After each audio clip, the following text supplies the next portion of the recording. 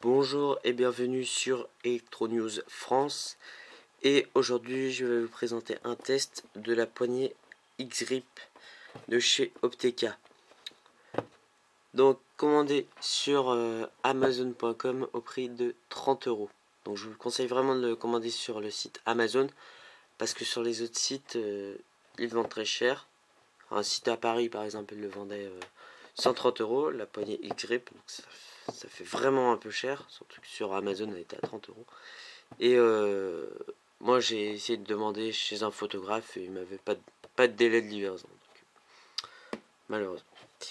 Voilà, donc cette poignée de stabilisation, donc elle est faite essentiellement pour le skate, le snow, le ski, le bateau ou les autres sports quand ça bouge beaucoup.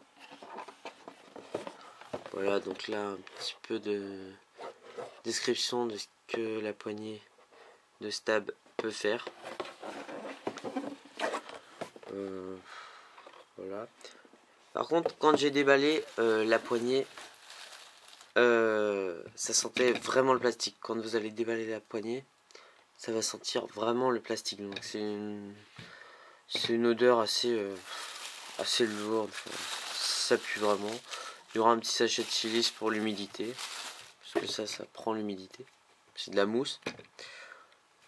Alors, déjà, premier point qui m'a déçu, c'est que la poignée est en plastique. Je m'attendais à du métal, mais en fait, c'est du plastique, donc c'est rigide un petit peu, mais bon, pour 30 € on va pas se plaindre. Donc la poignée, il y a un porte-griffe dessus pour mettre une torche ou un micro ou autre accessoire. Donc c'est bien pratique, surtout que quand vous n'avez pas de caméra, par exemple comme celle-ci sur la photo, qui n'a pas de porte-griffe et que vous voulez filmer dans la nuit, c'est pratique, vous mettez une torche dessus et puis voilà. Donc la vis, on peut la déplacer selon les objectifs de la caméra et selon la caméra si elle est grande ou si elle est petite. Donc moi je le mets vers là parce que j'ai un fisheye. Donc voilà, donc au départ ça se déplace comme ça et vous appuyez quand c'est pas très compliqué de la mettre, hein. Vous appuyez quand vous avez envie de la visser. Voilà, donc je vais vous la visser vite fait. Avant je vais enlever la cam du trépied parce que le petit truc qui l'a bloqué. Là, donc on va visser la caméra.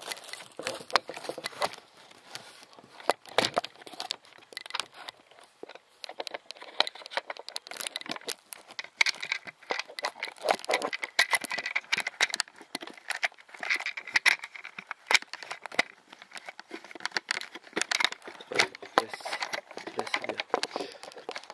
Voilà. Voilà. Donc voici la poignée de stabilisation. Voilà, avec un fisheye de chez Opteka justement en 37 mm. Voilà, donc là je la tiens à deux doigts sans que la caméra soit stable, parce que le problème c'est quand on a, sans que le mode stable soit activé sur la caméra, parce que le problème c'est quand on a un fisheye en fait et qu'on a un pare-soleil autour, le problème c'est que vous allez voir que le pare-soleil va bouger, donc ça fait un effet de merde sur votre vidéo et puis ça va mal rendre. Donc là je suis deux doigts, là je suis sur une prise complète de la main. Donc là je suis pas très stable, c'est normal parce que je suis assis, mais sinon